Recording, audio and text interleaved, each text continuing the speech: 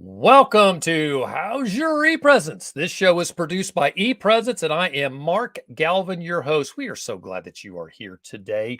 This has been an interesting, there's been some interesting things that have happened lately, but I got some really exciting news. Elon Musk called me yesterday and said he wants to buy our podcast for $34.2 million. I think I'm going to sell it. What do you think? I think it's a good idea.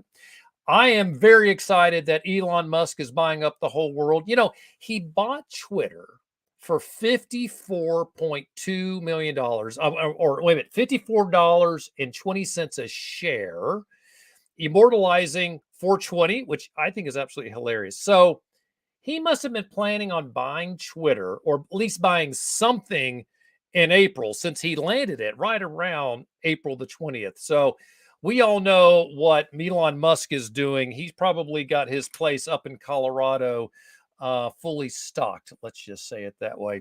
Thanks for being here. This show is designed to help you make your business better. We are always trying to answer a question in the how-to format. How to leverage SEO, how to post content better, how to develop content, or how to be more motivated even in a daily basis and as a business person. So we are always trying to answer those questions. Go check out our YouTube library. We've got great content there. When you do, hit that subscribe button. That way you get notified when we go live. And this is true for wherever you are, either Facebook, LinkedIn, YouTube, or Twitter. Please subscribe. That way you'll get that notification. Also, wherever you are, we'd love for you to ask a question. So if you hear anything you're interested in, throw a question right into the chat box, and I'll be happy to offer that up to our guests. So today's show is going to be pretty interesting. One of the things we've heard a lot about on social media over the years is being your authentic self.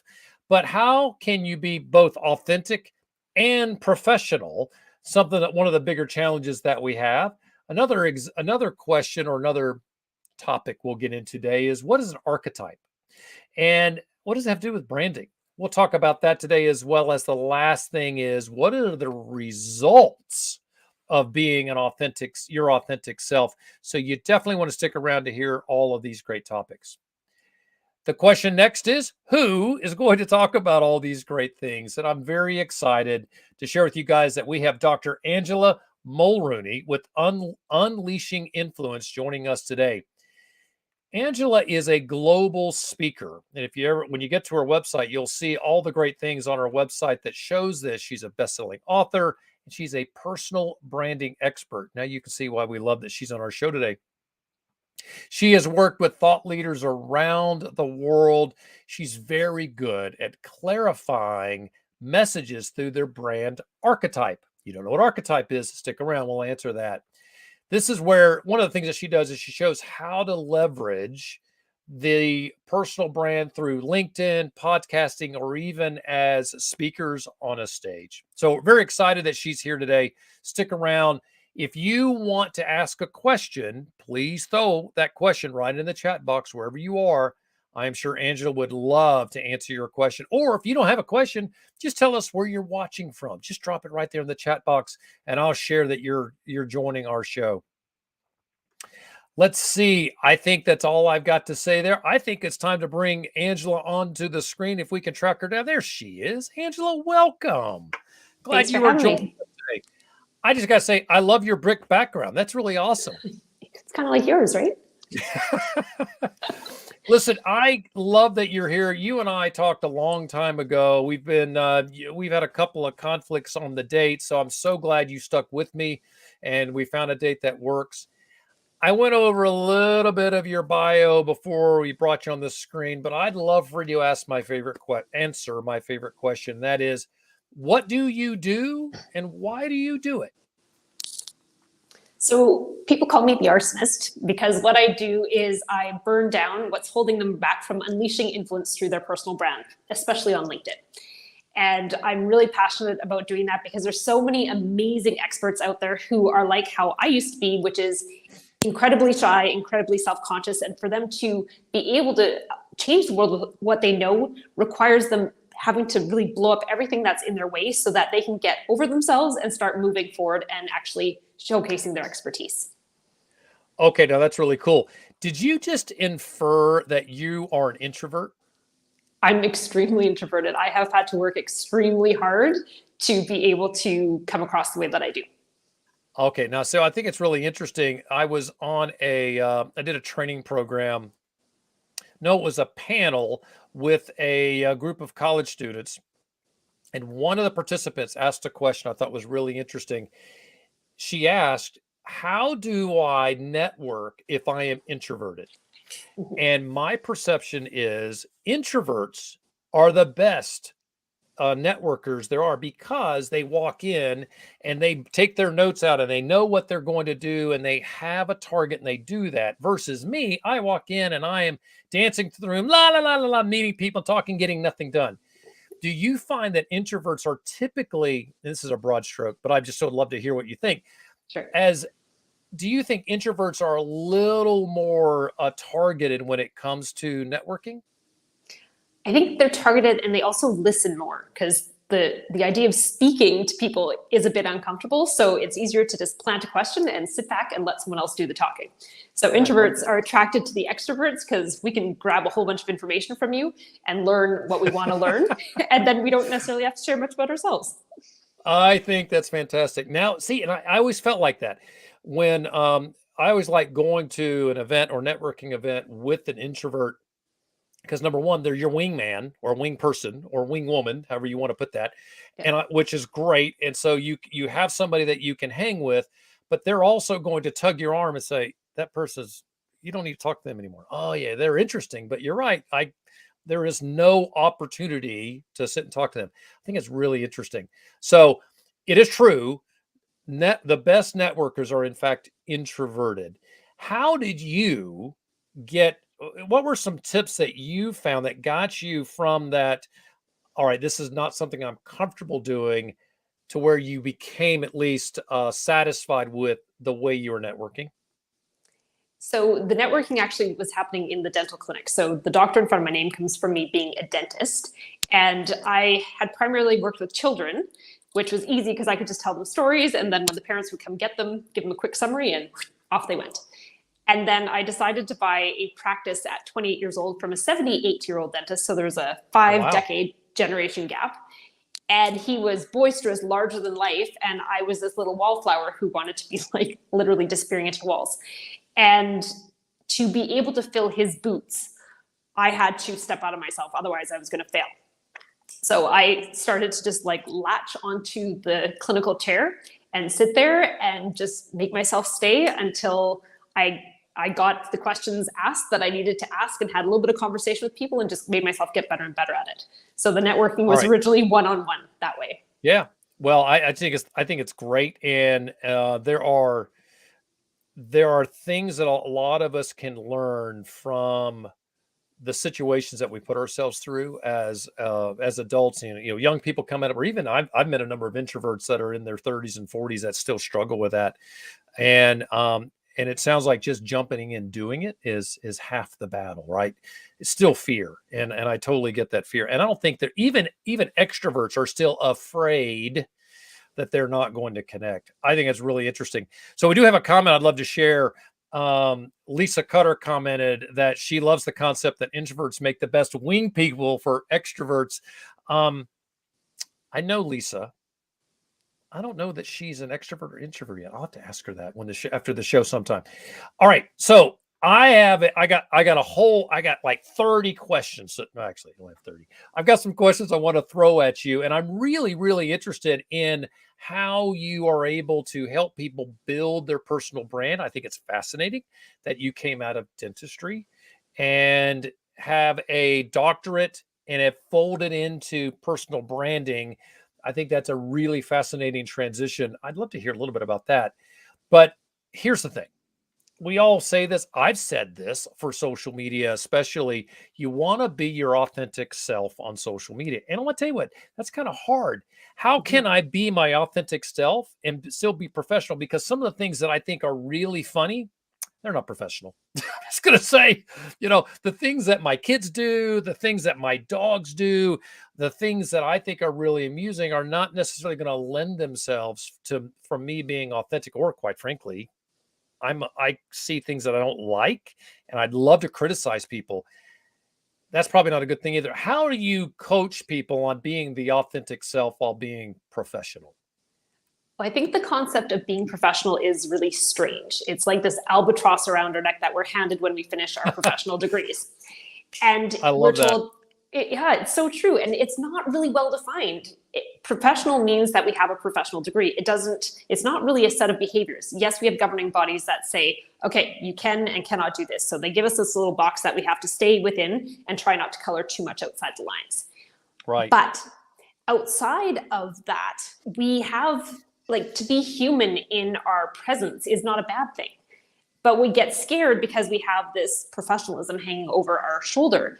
And, people don't just want perfection anymore. They don't just want the best product. They don't just want the best service. They don't want just the perfect branding. They want to start knowing the person behind the brand. And that's where letting your guard down, stepping off that pedestal of perfection, putting your feet on the ground and just being a human being has become really important, because people want to buy a great thing, but they also want to buy it from a great human being who is aligned with their values. And if you aren't showcasing what you actually stand for, they don't know what your values are. They don't know if you are compatible as people, whether you actually connect or not, on a personal level. But they want to know that if they did meet you, they would like you. So there's a whole bunch more to our advertising than there ever has been because of social media.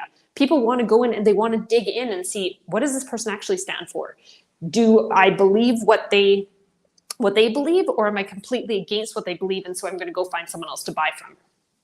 So there's a natural question, and you probably get this a lot, I'm going to guess.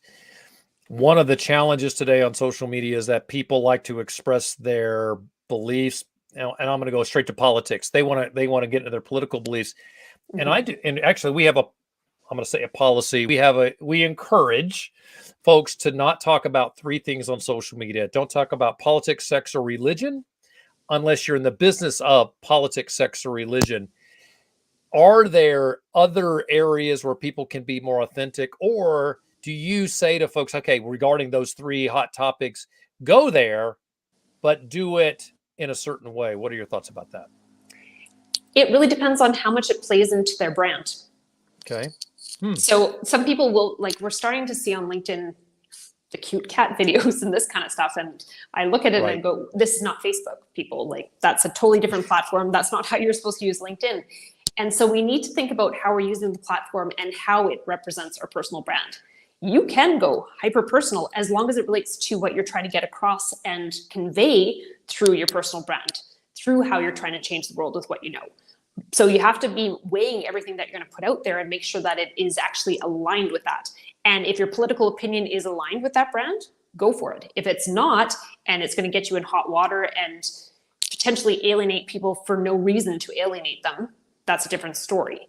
But I do think it's better to honestly just be who you are, and you're going to polarize. People are going to love you or they're going to hate you, right? If you try and walk that line of likability, then people don't really trust you, because they go, well, when you're talking to me over here, you're being one person. Then when I see you talk to that person over there, you're being a totally different person. So which one is actually real? So it's better to just be who you are and let the polarization happen. And yeah, it feels yucky because we do want people to like us. That's just how we are. But when you actually start having people hate you and send you nasty messages or put nasty comments about what you're putting out there, you're probably doing something right, because you probably are leaning into exactly who you are. Oh, I think it's really interesting. So, there's a realtor, and we're going down a rabbit hole, and I love this. There's a realtor that I know that is very conservative, and he's constantly on his Facebook page riling against Democrats, and he's in an area of the country that makes total sense because it's a very conservative area, and I see it as a brilliant move.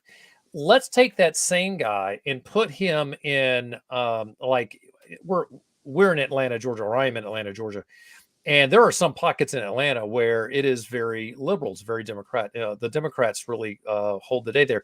So if he were to go into that space and still be his authentic self, that could hurt him. And so what I would encourage him to do is, like, if you want to be your authentic self, go to a conservative region and be a realtor in the space. Because I can tell you right now, if someone was going off on a political rant that I totally disagreed with, I wouldn't want them as my realtor. I just wouldn't hire them. Mhm. Is there another way to look at that same kind of situation? Well, if they want to work with the people that have that same opinion as them all day long, put that opinion out there, because then again, you're polarizing the audience. You don't want to Right. have people showing up on your schedule that you go, ugh, I don't really like this person. I don't relate to them. They make my skin crawl when I have to work with them. You'd Right. rather, it's more fun to stack your deck with people that you like and you get along with and that you have those shared values with. So it's actually in your favor if that is what you really strongly believe and that conversation is going to come up with those potential clients, then put it out there.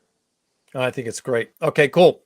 Here's the other thing: to be your authentic self is easier, right? It's however, whatever you think, and Yeah. being willing to put that out there. It's more natural. That's who we are behind the scenes. That's who we are behind closed doors.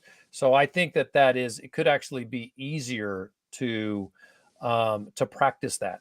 Okay. I think it's easier once you're used to it, but at first Ooh. it is way scarier. And it's not easier for people to not have that facade that they hide behind that they've been used to having be judged. And, you can kind of bounce off your facade. When it's actually you and you're truly putting yourself out there, it hurts a lot more when people don't like what you're putting out there or they reject you because of that.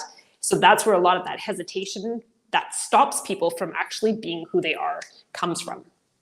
Interesting. How do you coach people to do that then? How do you help them get past that hump of, wow, this is uncomfortable? Often it's once we dig into their brand archetype and start to understand who they are and how they function in the world, they start to see themselves very, very differently. And they start to realize they're not a freak, right? There's other people out there who are like them. They start to understand the foundation of their being. And people feel like they know themselves pretty well, especially once they hit a certain age. But once we go into the brand archetyping, it's like all these light bulbs go off and all these barriers with themselves start to drop away. And they are able to step into who they are and be okay with who they are and how they share their knowledge with the world. So it takes practice, is what you're saying. It's not something that they do easily. All right. You just said a couple of things that I think are really interesting, and that is that you just brought up archetype. What is an archetype? And this is the next question. What is an archetype and how does somebody recognize it? Explain that to me. I do want to hear about, first, what is that definition of an archetype? So archetypes exist across all countries. They exist across history. They exist across mythology. They're in stories. And there's 12 big ones that apply to business. And there's actually 5 sub-archetypes to each of those. So there's 60 in total. Usually we're not going to go into the 60, but there's 12 big ones that we can talk about that help people to start to have that understanding of, who they are, how they operate in the world, who is similar to them, who they maybe their clients are in the world as well. So they can start recognizing those archetypes in their clients, not just in themselves. And it really does, it's like being able to put yourself into a little box that is understandable to you and also marketable to the world, because people want to be able to put you into a box and understand who you are, not be confused by who you are. So you just said something I think I've just got to jump up and down and scream and yell about, and that is that you got to understand your box. Who are you? And, a lot of people say, I don't want to be boxed in, but I do think understanding that definition of who you are is super important. How easy is it for you to go through quick examples maybe of the 12 basic archetypes? Is that possible? Yeah, absolutely. Let's go through the 4 ways that people interact in the world, and then we'll break those down as well. So there's 4 different ways that people interact in the world. One is they're trying to create utopia. So they're trying to create this paradise through their eyes for the world. The second is they're trying to leave their mark on the world. So they're trying to leave a legacy, disrupt how things are done. The third way is people are trying to create connection. They're trying to create a relationship, get people together in community. And then the fourth way is they're trying to create order in the world. So they're trying to create the chaos. sift it out and show people that it can be easier with the way that they do it. Any questions So about there's that? 4. I'm gonna, of course, there's probably, start off with Utopia. We could probably talk about that for 30 minutes, and we can probably talk about leaving a mark and how to create connections. And then, what was the 4th? Create order. Yes. I can read my handwriting when I'm writing carefully. Each of those, I think, are all very interesting. Do you have, and only because we only have an hour-long show, of those 4 ways, are there 3 from each of those that creates the 12? Is that how you end up with 12? Okay, how do those each break down? So with Utopia, one of the archetypes of that is the explorer. So if you think about NASA, they're trying to discover the world, go down paths that haven't been explored before. And then they're trying to bring that information to the world. Interesting. Then there's the innocent. So they see everything very simply. You think of Dove with very minimal ingredients in their soap. They are an innocent brand. So they're not trying to clutter the world with anything extra. They want to get down to the essence, the purity of life. And then the third part of the Utopia is the sage. So they are the ones who are very research-based. They're not going to be on the cutting edge of new things. What they're going to do is dig into the research, make sure that everything is proven, tried, and true before they bring it to the marketplace. Now, and I'm going to do this for the others too, but before we move on, are there personality profiles that kind of plug into this? Or do you find that people come in and say, I'm really interested in Utopia and I want to be a sage? Or are there steps that before then where you can say, okay, here's who you are, define that as you may. Like one of my favorite, it's over here, a book I have over here is Strengths Finders 2.0. It'll tell you what your skills are. By the way, my number 1 is communication. So you look at those things and you can say, okay, this is where you're naturally going to fall. How do you figure out whether somebody should land in the 4 ways? So I do have a quiz on my website that you can take that will take you about 7 minutes to go through. I hate quizzes. It's fun. And so it'll shake out what your top archetype is. It doesn't give you the breakdown of the 12. And oftentimes when people hire me to do a full-on brand archetyping, we find out they're not actually that archetype when we dig deeper because we're going to the 60. But to give you an understanding of where your most common archetype is, that's a nice way to get started and start getting some information on how you do interact with the world. Got it. Okay, very interesting. Good. So let's see. I'm looking at the time. Let's go over leave a mark, what those 3 are, and then we're going to hold over creating connections and create order for the second part of the show. So what are the 3 for leave a mark? So the first one of leave a mark is the hero. So they are the ones who are trying to show the world human potential. So if you think about Nike, just do it. There's no barrier. If there's a will, there's a way, is kind of their motto. Got it. The second one is magician. So if you think about Disney, the place where dreams come true, right? They are almost magical and mystical in the way that they make things happen. It feels like they move mountains that couldn't have been moved. And then the third one is rebel, which is actually my archetype. So we hold a mirror to the world and go, this isn't working. Why would we keep doing it this way? And so we disrupt and leave our mark on the world because we go, this isn't working. Let's break it and find a new way. And so they leave their legacy that way. Oh my gosh, this is so interesting. Okay, so folks, we are talking to Dr. Angela Mulrooney. She is, and I need to say her last name slower, Dr. Angela Mulrooney. Before the show, she said, yeah, Mulrooney's harder to say because of the L and the R. And she's 100% right. I know how to say the name, but I just want to make sure I say it correct. So, Angela, I'm so glad you are here. You are presenting some great information on how somebody can really put their most robust personal brand online. Because we're at the halfway point of the show, what I'd love for you to do is share, where do you want people to go to find you? So if they're only catching one half of the podcast, they can get that. And for those of you that are listening to the podcast, and it's week 1, you're going to want to make sure you stick around to catch the second part of the podcast, which will drop next week. But Angela, where do you want people to go to track you down? So if you want to have a conversation with me, you can go to unleashinginfluence.com/contact. If you want to do the quiz, then just go to unleashinginfluence.com, and on the first page, you'll find a pink button that says take the quiz. Outstanding. Okay, good. So Angela, don't go anywhere. We're going to bring you right back for the second part of the show. So I'll see you in about 5 minutes. For the rest of you folks, we're so glad that you are here. Well, this show is produced by ePresence, and we're a full-service social media agency. Please go check out our website, epresence.me, epresence.me, because it's all about you. And by being a listener / watcher / viewer of our show, you get a 5% discount on all of our service, because we help companies and individuals on social media. We do consulting. We even do training. You guys kind of met Lisa before. Lisa brings a whole level of training that we can also offer folks. So please go check out our website. Go epresence.me/listener, and you'll be able to get, and actually there it is. It's e-pr.me/listener to get that 5% discount on all of our services. We're going to take a quick break. Don't go anywhere. We will be right back, and we'll have more with Dr. Mulrooney.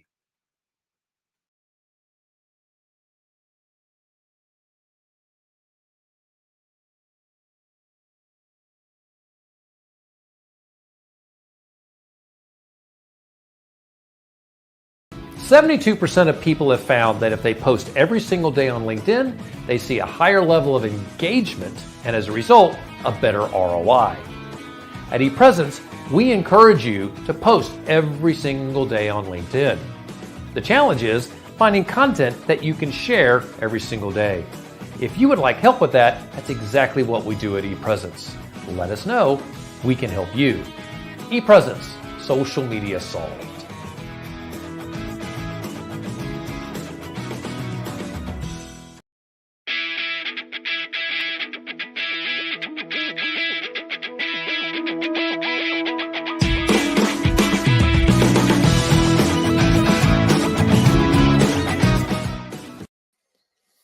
Welcome to How's Your ePresence for part 2 of personal branding with Dr. Angela Mulrooney. We're so glad that you are still with us. We have had a great conversation about some of the key ways that you can figure out who you are in your own personal brand and leverage that. If you have not heard or seen the first part of our show, go back and check it out. We have already talked to Angela for some 30 minutes, actually a little shorter, a little less than 30 minutes, but you'll want to check that out because there's a lot of information that she already shared. This show is produced by ePresence. We're a full-service social media agency. If you are catching this show for the first time on the podcast channel or on YouTube, know that we are always dropping great content for you to learn something new about social media, learn something new about digital marketing. We've had so many shows out there. I can't even think of all of them. We've had so many great shows that we have already dropped on that channel. So go check that out.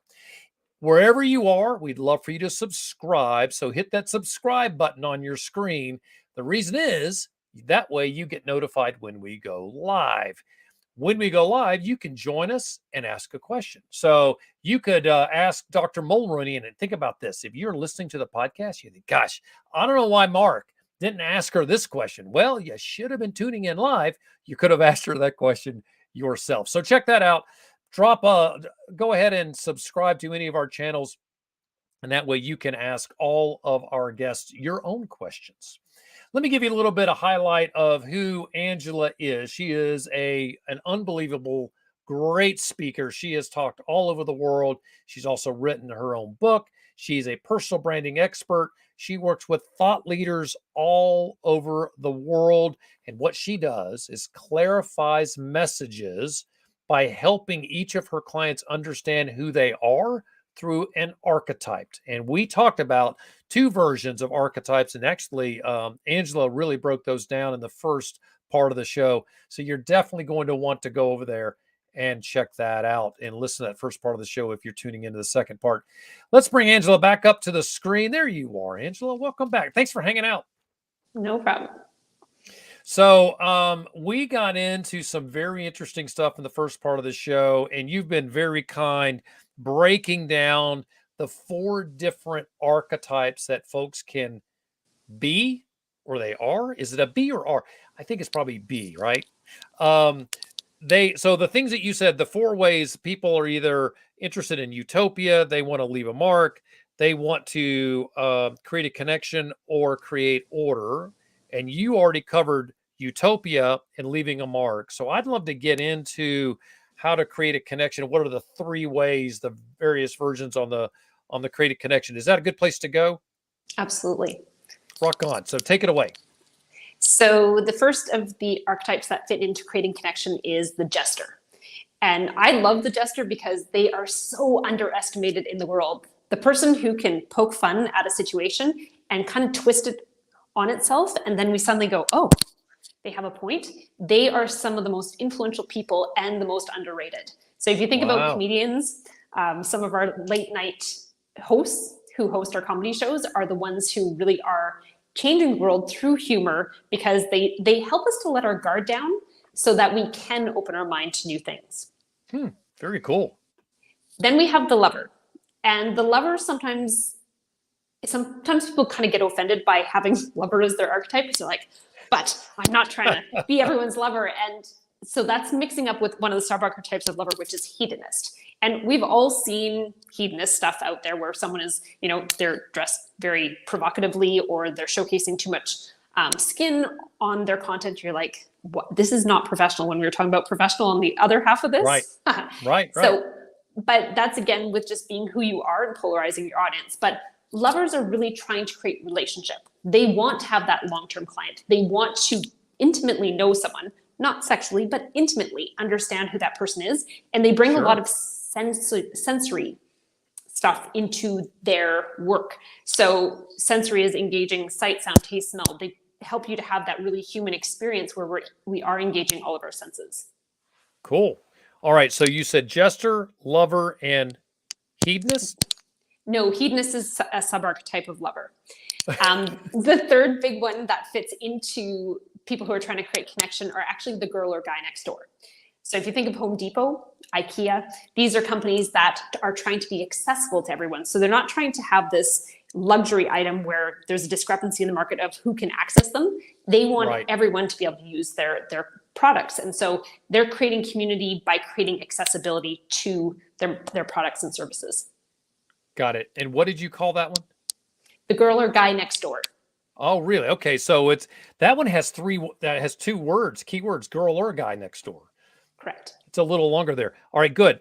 So I'm really interested in jester, and how you said that the jester is typically a little more powerful, right? They have some key skills.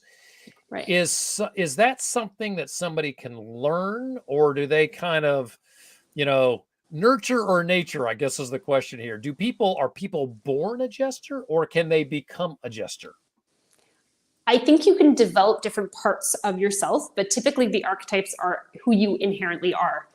And those who we are in our lifetime does evolve, right? Someone could have been a jester as a younger person, and they moved into a role that helped them to become a sage, right? So there's different phases of our life where we'll pull in different pieces, and even in different situations. Most people are not just one archetype, especially when you look at the 60, they're probably 3 or 4. And so in different scenarios, we pull out the different dimensions of ourselves to be able to navigate those situations. Got it. Okay, very cool. So the fourth area, do you call these categories? What do you call the top 4? The ways that people interact with the world. Okay. So the fourth way that people interact with the world is to create order. What are the 3 subtypes of that level? The first one is caregiver. So they're trying to create order by supporting people to get to their full potential. And sometimes caregivers are looked at as being subservient. That's not really what they are. They just know that their role in this lifetime is to support and raise people up with what they do. And they can create a lot of influence by being that influence that helps other people to rise to the top. Got it. Very cool. Well, and I think that one of those things that you probably get a lot of parents who fall into that caregiver category naturally. Naturally, is that the right word? They kind of evolve into that, especially by being a parent. I could see that. What is the next subcategory of creating order? It's actually the creator. So they're trying to create these perfect products, these perfect services that help to make the world an easier place to live in. And so Apple is one of those things. They tend to be very metaphorical, artistic, fits into the creator category as well. So when you think about, when the iPod first came out, which is totally dating you and me, it was 10,000 songs in your pocket, which is the perfect metaphor for what that little tiny device was. And it was cutting edge. It was artistic in the way that they presented it. It was very creative. Interesting. Yeah, you know what? I can't imagine trying to own that much music today. Things have changed a lot. All right, good. And then what's the last one? The last one is ruler, which is an interesting thing because I come from the healthcare background with dentistry, and you would think that people in the healthcare background, a lot of them would be caregivers. And oftentimes they're really not. Ruler is very much, people are very dominant, especially if they're trying to be in that high level position of doctor or surgeon or whatever they are in the healthcare industry. And if someone is trying to run a company, oftentimes that ruler part of them, it may not be what they want to fully express, but it is a big part of their archetype and their inherent character in the world. Okay, that is really, really interesting. All right, thank you for going through all those. You said there's 60 total, and so there is another level even under those. We'll have to hold that for another day. Yeah. If someone was interested in more of this piece, is this something, kind of describe this for our audience. So if I were to call you and say, help me with this, would you work through, okay, well, let's say, Mark, you're somebody who wants to create a connection, and we think you're a lover. I'm a lover, by the way. You're a lover, and then there's other steps, and you would help me understand me so that I could be more comfortable being my authentic self. Is that an oversimplification, or is that kind of a description of your path?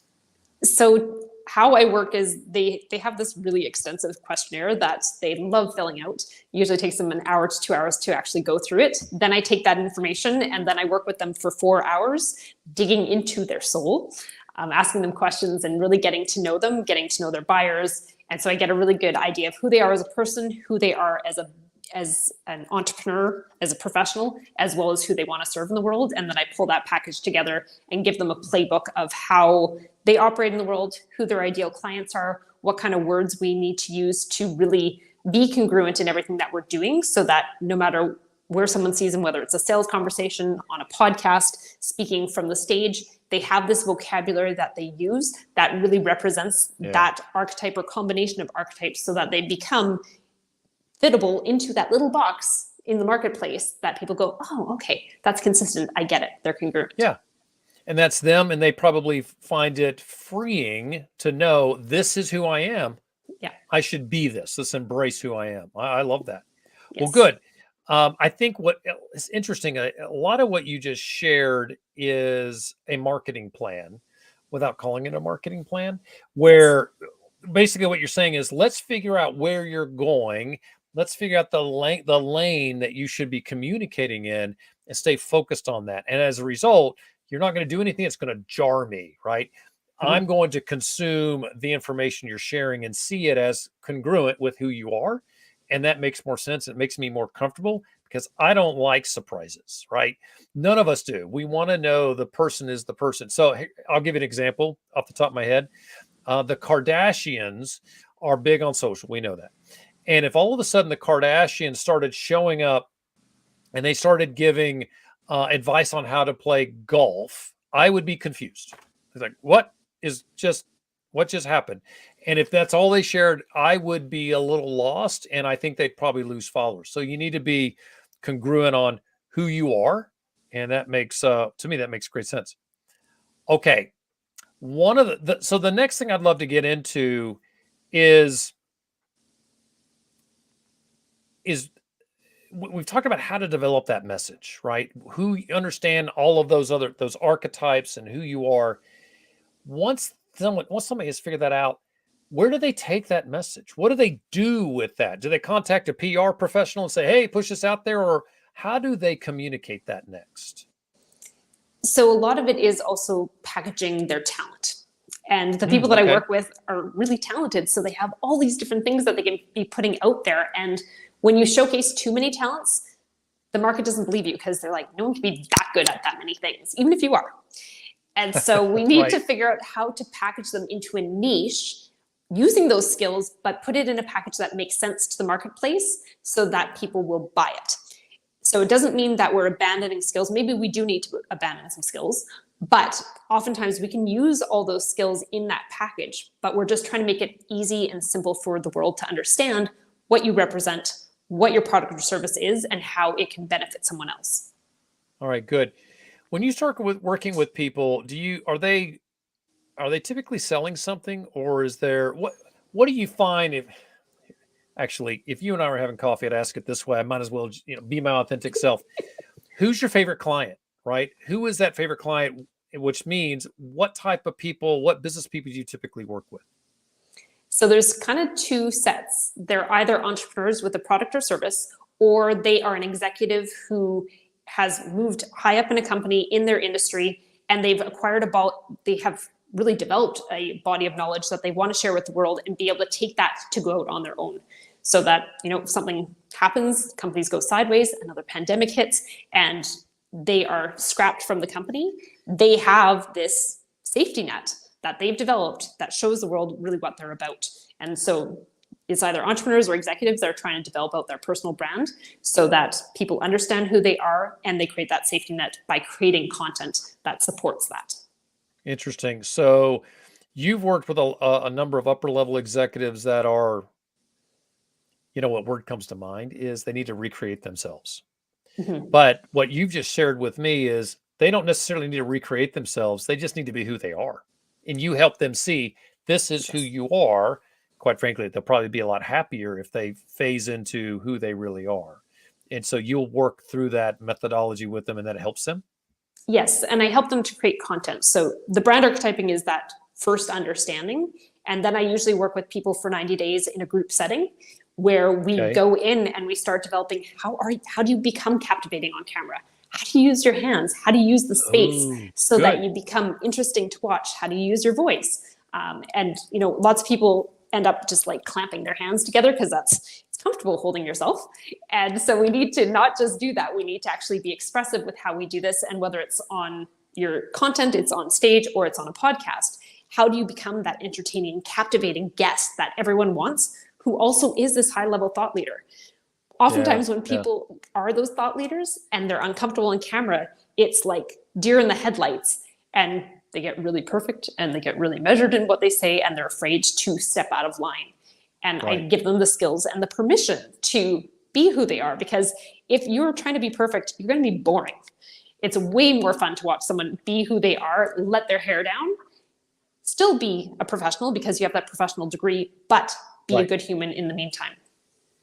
That is a really interesting point. One of the challenges I think that some people can have is when they're reading something, they read it as in like beats in a song, just saying the same word, saying each word with the same tone, the same, sequence, bop, bop, bop, bop. And that is not interesting. Nobody's going to hear you. Take that same message and don't read it, but say it, right? So here you and I are talking, I am inflecting, I am using, I'm changing the way that I communicate with you because you're not having a conversation and it's natural. And so what you are trying to get them to do is just be natural, be yourself as if you and I are talking. I think that is helping people understand that just being human means getting up on stage and responding in a natural way really makes them more of an expert, more professional, more of a subject matter leader. And I think that's brilliant that you help with that. It also allows, there's a thing on being authentic also means being vulnerable. And one of my favorite things that I've seen leaders do is they get up on stage and they say something that is awkward. And they stop and they say, well, that was awkward. I love that. Right. I think that that's a really smart way to, say, you know what, that is not exactly, it didn't come off the way I want it to. It shows that they're attending to who they are in a way that's really, I think, deeper and self-aware. And I think that's great. When do you go to speeches by some of your clients and watch them and sit down with them afterwards and say, hey, here's some things that I would do differently? Is that something you offer? That is something I will do. A lot of my clients are creating content. So they're sitting in a room by themselves and they've got this little black hole that they are staring Yep. into, Hey, right? right. And it's the worst because you start talking to this black hole and you're like, should I be doing this? Do I look dumb? Is my hair like messy? Oh, Right. is my face greasy because it's too hot in the room, right? And so they have all these little self-deprecating gremlins that come out and start talking to them, and it just makes them want to quit before they start. So that's the harder part. Getting on stage, it was interesting when the pandemic hit. I had some speakers who had been in the industry 30 plus years who were used to speaking from the stage, having that interaction with the audience, who would give them feedback, they'd give them energy, and then suddenly they're sitting in their room by themselves trying to give an 8-hour presentation to the black hole with no feedback on the side. Like when we first started doing Zoom webinars, when the world shut down, we weren't doing much feedback. We weren't necessarily having people on camera. It was just us talking to the black hole and trying to be entertaining. And it was interesting because it leveled the playing field in the speaking world, because people who were always on stage had no camera skills. Right. And so it was a new skill set that they had to learn for themselves, to take that beautiful knowledge that they've been sharing forever and now make it so that they could entertain an audience who is distracted by everything else at home, and be able to engage them, suck them down the rabbit hole, and be involved in their story, not just like listening in the background and getting very little out of their lectures. It is, I'm going to tell you without a doubt, you're 100% right.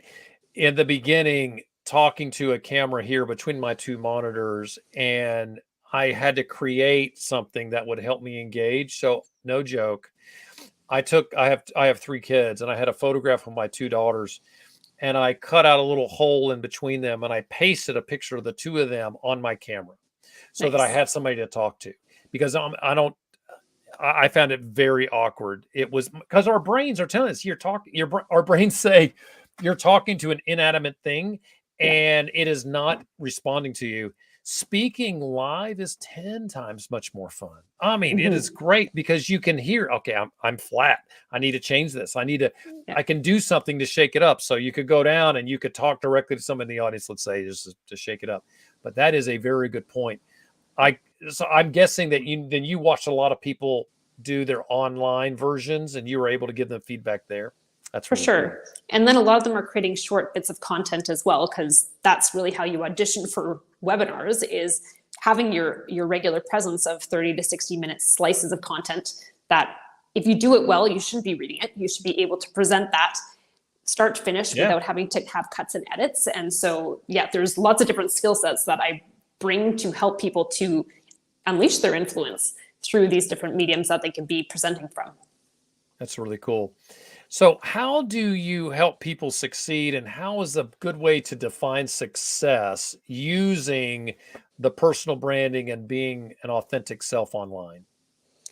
So people have to realize that the organic version of what we're doing, which is, it's a slow burn. It's like SEO versus SEM. So if you're doing search engine optimization, you're playing the long game with the algorithm. Whereas if you're handing cash over to it and doing search engine marketing, then you'd be paying to move up where you need to be. And the same thing happens when you are creating that organic presence and creating your personal brand. It's not instant win.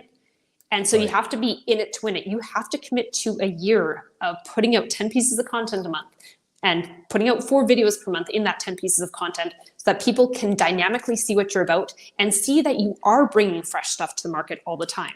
Because a lot of people, they can do it for 90 days. And then by the end of 90 days, they've run out of things to talk about.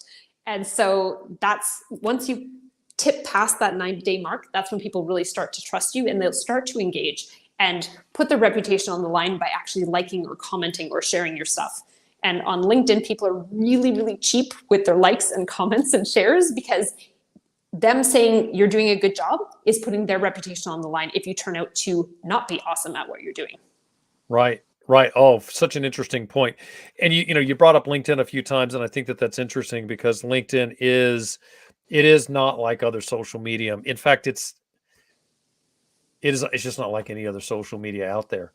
And you said something before that people are putting their cat videos on LinkedIn, and you're like, that's not where it goes. Hey, I like cat videos, but you're right. I don't go to LinkedIn to see cat videos. I'm Mhm. really fascinated with how Facebook and Instagram are really copying TikTok now. And so I think all of those mediums will become more and more like TikTok over time. But Mhm. that has nothing to do with what we were just talking about. So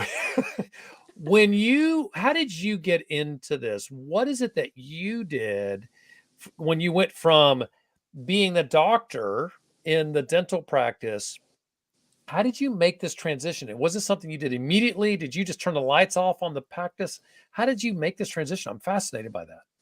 So I got injured, and so my career ended overnight. Oh my. And so I had built this beautiful practice. I had an amazing team, an amazing patient base. I was getting referrals from other dentists because of the skill set that I had built to serve people who were afraid of the dentist. And then it was like a guillotine came down on my career, and it was over overnight. So I Wow.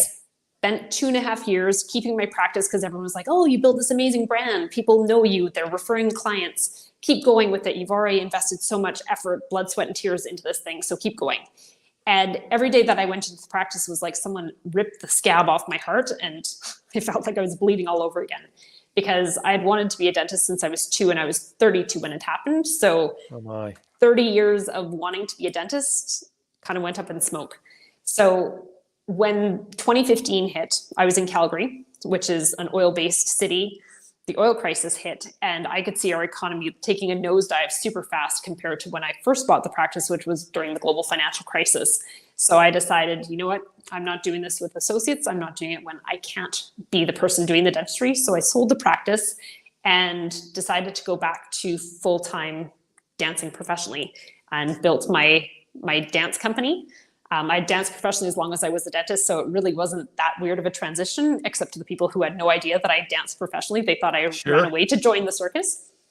And so that year of building that company allowed me to just get away from dentistry and get some perspective.